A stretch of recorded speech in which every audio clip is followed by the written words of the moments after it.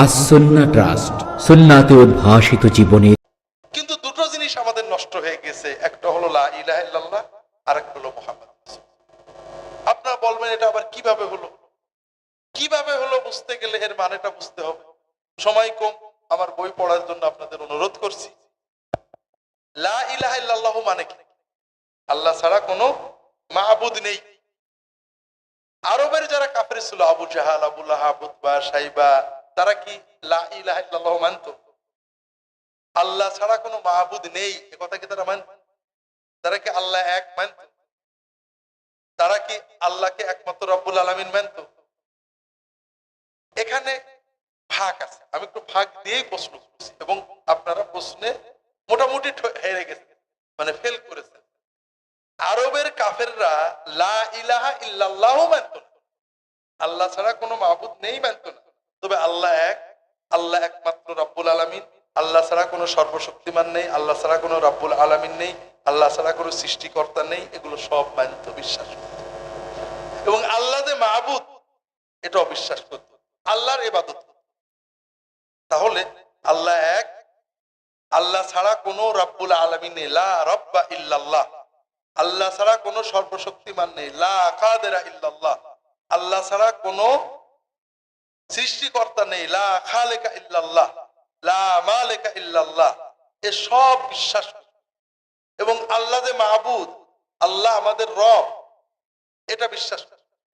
আল্লাহর ইবাদত করতে হবে, এটা বিশ্বাস করে। আল্লাহর ইবাদত। আবু জেহেল যে হাজী সাহেব ছিলেন জানেন, আলহাজ আবু জাহাল, এগুলোর বিস্তারিত কোরআনের আয়াত হাদিস আমার বইয়ে পাবেন, ইসলামে আকীদা এবং ইমাম আবু হানিফার লেখা আল ফিকহুল আকবার যে বইটা, এটা আমি বাংলা ব্যাখ্যা করছি, এটাতেও পাবো। কিন্তু প্রশ্নটা হলো যে তারা লা রব্বা ইল্লাল্লাহ, লা খালিকা ইল্লাল্লাহ, লা রাযিকা ইল্লাল্লাহ, লা কাদিরা ইল্লাল্লাহ সব মানলো, আল্লাহর ইবাদত করলো, কিন্তু লা ইলাহা ইল্লাল্লাহ, আল্লাহ ছাড়া কোনো মাবুদ নেই, এটা মানলো না কেন? এটা একটা প্রশ্ন না? এই প্রশ্নের উত্তরটা না জানলে লা ইলাহা ইল্লাল্লাহ নষ্ট হয়ে যাবে, ঠেকানো যাবে না। আর উত্তরটা বাংলাদেশের জন্য জানা খুব সহজ। সেটা কেন? যে আমি একটা গান শুনছিলাম বিশ্ববিদ্যালয়ে, আপনারা জানেন আপনাদেরই গাড়ি আমাদের বিশ্ববিদ্যালয়ে চলে, পাশ দিয়ে হেঁটে যাচ্ছি, ভিতরে ক্যাসেট বাজছে, বাবা শাহজালাল হলি তুমি দয়াল বাবা, দয়া করো বাবা, এরকম একটা গান শুনছেন নাকি? আছেন এরকম গান? আমাদের বাংলাদেশে লক্ষ লক্ষ কোটি কোটি মুসলমান গান গান, বাবা শাহজালাল অলি, শাহপরান অলি, শাহ মখদুম অলি, গৌসে আজম অলি, খাজা বাবা অলি, আল্লাহ হুজুর অলি, আব্বা হুজুর অলি, অমক অলি, তমক অলি, তাকাও বাবা, নজর দেও বাবা, কলবে এসো বাবা, দয়া করো বাবা, আছে না নেই? যারা এই গানগুলো গান, তাদেরকে যদি আপনি জিজ্ঞাসা করেন আমাদের রবকে, কে বলবে? আমাদের সৃষ্টিকর্তাকে কি বলবে? নামাজ কার জন্য পড়তে হয় কি বলবে?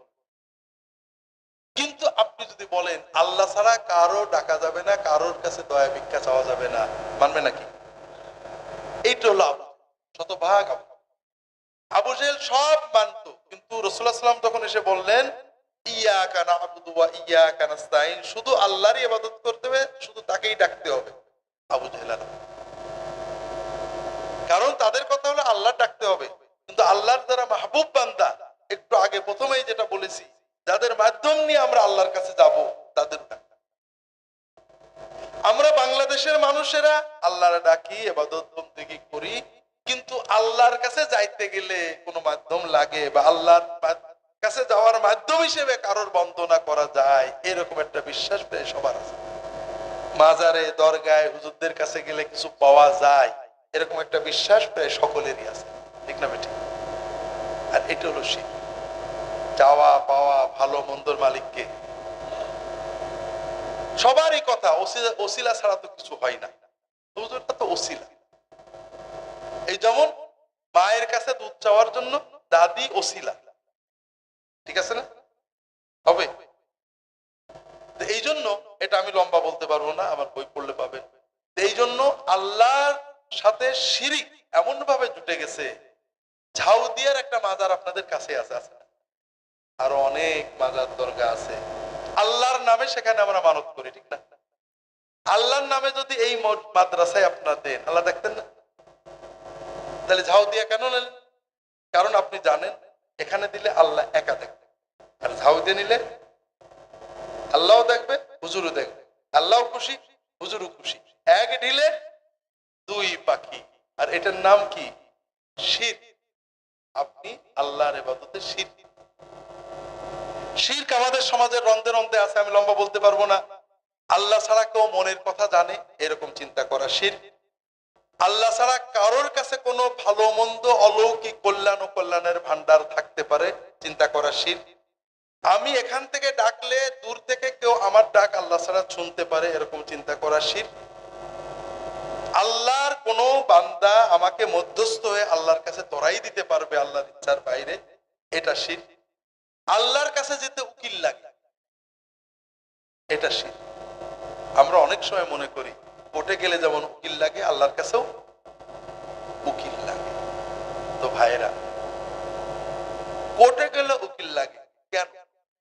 কারণ জজ সাহেব জানে না যে কার দলিল জেনুইন। ঠিক তো? কথা বুঝতে পারছেন না আপনার? কিন্তু আল্লাহর কাছে যখন বলছি, আল্লাহ তো জানে না যে আমি সঠিক বলছি কি ভুল বলছি। তাহলে আল্লাহর কাছে উকিল লাগবে কেন? আল্লাহ কোরআনে বলেছেন, আমি নিজে বানিয়ে বলছি না, আল্লাহ কোরআনে বলেছেন কয়েক জায়গায়, ৬-৭ জায়গায়, কাফা বিল্লাহি ওয়াকিলান, উকিল হিসেবে আল্লাহই যথেষ্ট। কে যথেষ্ট? উকিল হিসেবে আল্লাহই যথেষ্ট। কে যথেষ্ট? কে বলেছেন এ কথা? আল্লাহ কোরআনে বলেছেন। আল্লাহ কোরআনে অন্য জায়গায় বলছেন ফাত্তাখিযহু ওয়াকিলান, উকিল ধরো কাকে? উকিল কাকে ধরতে হবে? আল্লাহ তাত্তাখিযু মিন দুনি ওয়াকিলা, আল্লাহ ছাড়া কাউকে উকিল ধরতে। আল্লাহর নবী, ওলি, ফেরেশতা, কুরআন, নেকামল শাফাত করতে পারবে। আল্লাহর কাছে যে বলতে পারবে আল্লাহ এই লোকটার গুনাহ মাফ, কিন্তু ওকালতি কেউ করতে পারবে না। বান্দার উকিল একমাত্র কে? কাজেই আল্লাহর কাছে যেতে উকিল লাগে, এটা উচিত। আল্লাহর কাছে যেতে কিছু লাগে না, আল্লাহর কাছে যাওয়া শিখতে উস্তাদ লাগে, পীর লাগে, মুর্শিদ লাগে, আলেম লাগে। কি জন্য? কি করে আল্লাহকে ডাকতে হয়, কি করে আল্লাহর কাছে যেতে হয়, কি করে আল্লাহর মাকবুল হতে হয়, এগুলো জানার জন্য শেখার। এরকম আল্লাহ ছাড়া কাউকে বিপদে পড়ে ডাকা, কারোর অলৌকিক সাহায্য চাওয়া, দূর থেকে কোনো পীর, মাশায়েখ, আলেম, উলামা, নবী, ফেরেশতা, পয়গম্বরকে ডাকা, কারোর নামে মানত করা, কাউকে সেজদা করা, এগুলো সবই শিরক। আমাদের সমাজে রন্ধে রন্ধে ছড়িয়ে রয়েছে। আল্লাহ তাআলা আমাদের এই শিরক থেকে রক্ষা করুন, আমিন। তো ভাইরা, শিরক সম্পর্কে বেশি বলবো না, শুধু ছোট্ট একটা কথাই বলবো ভাইরা, তাওহীদ আর শিরকের পার্থক্যটা আল্লাহ কোরআন কারিমে বলেছেন। আমি আপনাদের অনুরোধ করব আল্লাহ শিরকের ভিতর থেকে বেরিয়ে আসে। অনেকে আপনাদেরকে বুঝাবে, আরে হুজুররা এসব বলে অমুকের জায়গায় গেলে, অমুক জায়গায় গেলে, অমুক জায়গায় গেলে অমুক পাওয়া যায়। বিষয়টা হলো মায়ের কাছে যেতে ছেলের কোনো মাধ্যম লাগে, এ কথাকে আপনি বিশ্বাস করবেন? ঠিক তেমনি আল্লাহর কাছে যেতে মাধ্যম লাগে। এই আল্লাহকে সরাসরি পাইলে আপনি কি পাবেন? আল্লাহ কোরআনে বলে, দরাবাল্লাহু মাসালান রাজুলান ফীহি শুরাকা ও মুতাশাকিসুনা ওয়া রাজুলান সালামান লিরাজুলিন হাল ইস্তাওয়ায়ানি মাসালান। একজন মানুষের অনেকগুলো মালিক আর একজন মানুষের একটা মালিক, দুইজন চাকরের এক অবস্থা হবে? ভালো থাকবে কে? হ্যাঁ, যার এক মালিক সে ভালো, আর যার 50 মালিক সে কখনো আরামে থাকতে পারে না। পারে না? খুব ভালো করে বুঝুন, যারা শিরকের ভিতরে রয়েছেন তাদের মালিক অনেক। অমুক জায়গায় গেলে বরকত পাবো, অমুক জায়গায় গেলে কেরামত পাবো, অমুক জায়গায় গেলে ভালো হয়ে যাবে, ওই খানজাহান আলী মাজারের কচ্ছপের ময়লা খেলে ভালো হবে, অমুক গাছের পানি খেলে ভালো হবে, অমুক পুঁজি বদদোয়া দিয়ে দিল, অমুক পুঁজি ভালো করে দিল। ও নত জানু, ও ভীত, সবসময় অন্তর অস্থির। কথা বোঝেননি? আর যে তাওহীদ বুঝেছে সে জানে আমার ভালো মন্দ, কল্যাণ অকল্যাণ কার হাতে। যে আল্লাহ আমাকে মায়ের চেয়ে ভালোবাসেন, তার কাছে যেতে কেউ লাগে না, আমি সাধ্যমতো তার পথে চলবো, ভালো মন্দ সব কার হাতে। ওই বান্দা মানুষের ভিতরে গরিব হতে পারে, অসহায় হতে পারে, কিন্তু সব মানুষের চেয়ে ওর বুকটা বড় আছে, ও কাউকে ভয় পায় না। কথা বুঝেন? তো ভাইরা, অন্তর থেকে জঞ্জাল বের করে দেন, শিরকের বড় ওসিলা হলো, বড় কারণ হলো বরকতের আশা, যে অমুক জায়গায় গেলে বোধহয় বরকত। রাসূলুল্লাহ সাল্লাল্লাহু আলাইহি ওয়াসাল্লাম হুনাইনের যাচ্ছে, সাথে সাহাবীরা আছে, মক্কা বিজয়ের পরে নতুন সাহাবীরা আছে। তায়েফের দিকে যেতে একটা বিশাল গাছ, আমাদের দেশে শিরকের একটা বড় জিনিস হলো বড় কোন একটা বড় গাছ, অসত্য গাছ, বট গাছ, সেখানে কি হয় ভাই? মাজার হয়, দরগা হয়, হিন্দুদের মন্দির হয়, মুসলমানদের দরগা হয়, ঠিক না? বড় সড়ো কিছু হলেই হলো। ঠিক আরবের কাফেরদের এই অবস্থা, বড় একটা বট গাছ, ওখানে আরবের কাফেররা আল্লাহ মানত, তারা আল্লাহকে মাবুদ মানত, আল্লাহর ইবাদত করতো, হজ করতো, উমরা করতো। তারা বলতো বরকতের জন্য ওসিলা। ওই গাছে সুতো বাঁধতো, সুতো বান্ধা আছে না? হ্যাঁ, গাছে সুতো বাঁধতো, তরবারি বেঁধে দিত, জাহাতু আনওয়ার। ওই পথ দিয়ে যখন রাসূলুল্লাহ সাল্লাল্লাহু আলাইহি ওয়াসাল্লাম যাচ্ছেন, তখন কোন নতুন মুসলমান বললেন, আমরা তো মুসলমান হইছি হুজুর, ওদের জাতু আনওয়ার, ইয়া রাসূলুল্লাহ এই যে আল্লাহ না জাতু আনওয়ার কামা লাহুম জাতু আনওয়ার। ইয়া রাসূলুল্লাহ, আমরা তো মুসলমান হয়ে গেছি, এখন আমরা তো ওদের দলে যাব না। ওদের যেমন একটা গাছ আছে, গাছের সুতো বাঁধতে বরকত পাওয়া যায়, আমাদের একটা হুজুর গাছ ঠিক করে দেন যেখানে সুতো বাঁধতে আমরা আল্লাহর বরকতটা পাইতে পারি। রাসূলুল্লাহ সাল্লাল্লাহু আলাইহি ওয়াসাল্লাম সুবহানাল্লাহ, হাদা কামা ক্বালা কওম মূসা ইয়া ইজআল লানা ইলাহান কামা লাহুম আলিহ। মুসার কওম যেমন দেবতা চাইছিল, তোমরা তো দেবতা চাইলে।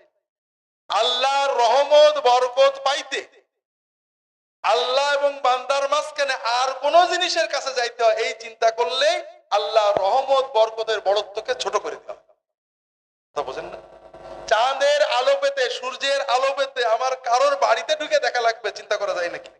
ঠিক আল্লাহ রহমত বরকত পেতে বান্দা বান্দিকে কোথাও যেতে হয়, শেখার জন্য যেতে হয়। কথা বোঝেননি? দ্বিতীয় ইমানের দ্বিতীয় অংশ হলো মুহাম্মদুর রাসূলুল্লাহ, ঠিক না? মুহাম্মদুর রাসূলুল্লাহ আরো নষ্ট হয়ে গেছে। সেটা কিভাবে? লা ইলাহা ইল্লাল্লাহ মানে আল্লাহ ছাড়া কোনো মাবুদ নেই, আর মুহাম্মদুর রাসূলুল্লাহ মানে হলো মুহাম্মদ সাল্লাল্লাহু আলাইহি ওয়াসাল্লাম ছাড়া কোনো মুর্শিদ নেই। মাবুদ একমাত্র কে? তাহলে আমরা ইবাদতটা করব একমাত্র কার? ইবাদত তো সবাই আল্লাহরই, হিন্দু হোক, মুসলমান হোক, বৌদ্ধ হোক, খ্রিস্টান হোক, যে নামেই বলুক, মূলত আল্লাহরই তো ডাকে।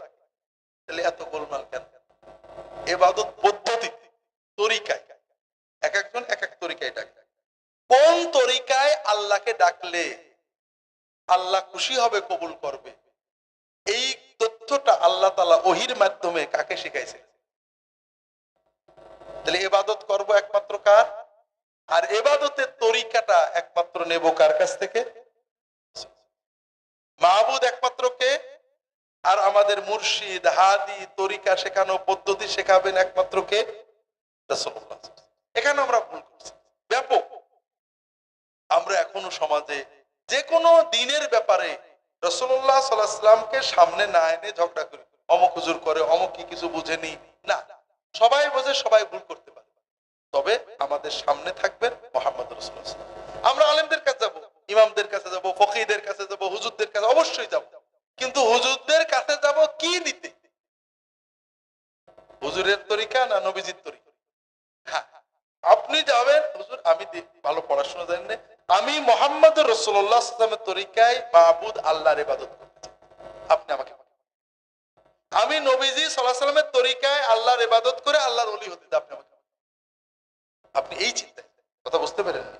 আল্লাহ তাআলা সবাইকে তৌফিক দান করুন, আমিন। বাকি বিষয়গুলো খুব সংক্ষেপে বলবো। এই যে তাকওয়া, তাকওয়ার অনেক দিক আছে। আল্লাহর ওলি হওয়ার জন্য আমি ছোট্ট ছোট্ট কয়েকটা বিষয় বলবো। প্রথম কথা হলো নামাজ। প্রথম কথা কি? আল্লাহর ওলি হওয়ার জন্য সবচেয়ে বড় জিনিস নামাজ। আর আমাদেরও সমাজের, আপনাদের মুসলমানদের হাতে শুধু নামাজটাই আছে, বাকিগুলো হুজুররা দখল করে নিয়েছে। কথা বোঝেননি? আপনি কোরআন পড়েছেন, বকশে দেবে কে? আমার আম্মা। আমি মাঝে মাঝে ই করি, বাবা আমি 2 খতম কোরআন পড়েছি ওই রমজান মাসে, একটু বকশে দিও। আসলে আমি যখন, আপনি কোরআন পড়েছেন, আপনি কার জন্য পড়েছেন মনে ছিল না? আল্লাহ মন টের পায়নি? পেয়েছে? আল্লাহ জেনেছেন যে আপনি আপনার আব্বার জন্য নিয়ে পড়েছেন, কিন্তু তারপরেও ওটা আল্লাহ নেননি, আপনার আব্বাকে পৌঁছাননি, এখনো ঝুলে আছে, বাতাসে ভেসে বেড়াচ্ছে। আমি বলবো তারপরে যাবে, ঠিক না? ঠিক না, এটা আপনার পড়ার সঙ্গে সঙ্গে চলে গেছে। হুজুরের কাছে বলতে পারেন, হুজুর আমার আব্বা আম্মার জন্য দোয়া করেন, হুজুর এটা এক্সট্রা দোয়া, আপনারটা আল্লাহ। যেটা বলছিলাম ভাইয়েরা, এই নামাজ আপনার হাতে আছে, যেটা কেউ নিতে পারছে না। আর এটা হুজুরের জন্য না। আমাদের সমাজে অনেকেই বলে, আরে নামাজ না পড়লে কি ইমান ঠিক আছে, বলে না? হ্যাঁ, এটাতে আমরা মুখে যাই বলি, মনে মনে খুশি, কারণ নামাজ পড়ে না, ইমান ঠিক আছে, এইরকম মুসলমান বাংলাদেশে যত বেশি হবে, আমরা হুজুরেরা তত উপকৃত। কারণ আপনারা কালকে একটু গবেষণা করেন, নামাজ যারা পড়েন না তারা অস্থির বিষয়, ছোটখাটো যে কোনো বিপদে অস্থির, এটা আপনার খোঁজ নিয়ে দেখেন। আর অস্থির হলেই ছেলের অসুখ হয়েছে, মেয়ের পেট নামছে, গরুর অসুখ হয়েছে, মামলা হয়েছে, দোকানে বেচা কেনা নেই, যে কোনো রকমের বিপদ আপদে তারা অস্থির হয়ে যায়। তারা জানেন যে আল্লাহ গজব দিয়েছে নিশ্চয়, কিন্তু আল্লাহর কাছে কি করে ডাকবে জানে না। সঙ্গে সঙ্গে বিপদের মাত্রা অনুসারে 200, 2000, 500 একটা ছাগল গরু নিয়ে, আমাদের পাশেই আছে পাকশি দরবার শরীফে চলে যাবে। আমি অন্য কারোর নাম বলে মার খেতে রাজি, আমারটাই নাকি বলেন? তাহলে বেনামাজি এই ধরনের মুসলমান বেশি থাকলে আমরাও ভাগের ভাগ বেশি পাব, ঠিক আছে? আর আমাদের যারা নামাজি মুরিদ, তারা কিন্তু অত দেয়। মহব্বতের হাদিয়া 10 টাকা থেকে 20 টাকা, আর বিপদের হাদিয়া বিপদের মাত্রা অনুসারে 100,000 বা তারও বেশি। কথা বলছেন না? তাহলে বেনামাজি মুসলমান সমাজে যত বেশি থাকবে তত আমাদের লাভ। কিন্তু আপনাদের প্রথম কথা হলো আপনাদের এই টাকা পয়সাগুলো লস গেল, দ্বিতীয় কথা হলো ইমানটাও লস গেল। দুই ভাবে, একটা নামাজ না পড়লে ইমান ঠিক থাকে না, আর 2 নম্বর যদি থাকেও বিপদে পড়ে আপনি আল্লাহ না রেজে আমার কাছে দৌড়ালেন, আল্লাহ না। যেমন বাচ্চা মার কাছে না যে দাদির কাছে চাইলে কি করে, মা রাগ করে না, কষ্ট পায় না? আল্লাহর বান্দা, আল্লাহ হয়তো একটু বিপদ দিয়েছে যে বান্দা আমার একটু ডাকুক, বান্দার মন থেকে ময়লা চলে যাক, আর ও কি করলো, আল্লাহ না ডেকে দৌড় দিল পাকশি দরবার। আল্লাহ ইমান নষ্ট হয়ে গেল। কথা বুঝতে, পাকশি যাবেন শেখার সব, আর বিপদে পড়লে দোয়ার জন্য যাবেন, আল্লাহ জানে কি হবে। যেটা বলছিলাম, তাহলে ইমান গেল, টাকা পয়সা গেল, কিন্তু আসল যে জন্য আপনি দৌড়ালেন ভাই, এমনকি আপনাদের সমাজে কেউ আছে বিপদে পড়ছিল, একটা ছাগল আমাদের দরবারে দিয়ে আসছিল বা অন্য যে কোনো দরবারে দিয়ে আসছিল, এখন বিপদ কেটে গেছে, আর প্রতি বছর দেওয়া লাগে না, এরকম আছে আপনাদের এলাকায়? প্রতি বছরই দেয় এবং বিপদ থাকে, ঠিক না? নাকি আমি উল্টো বললাম? ঠিক। আর যদি আপনি নামাজ পড়তেন তাহলে কি হতো? আল্লাহ রাসূল সাল্লাল্লাহু আলাইহি ওয়াসাল্লাম বলছেন, আকরাবু মা ইয়াকুনুল আবদু মিনাল্লাহি ওয়া হুয়া সাজিদ ফাআকতিরু ফীহি মিনাদ দুআ ফাইন্নাহু কামিনুন আইস্তাজাবা। বান্দা যখন নামাজে সেজদা করে তখন আল্লাহর সবচেয়ে নিকটে চলে যায় বান্দা, আল্লাহর সাথে বান্দার দিদার হয়, নৈকট্য নসিব হয়।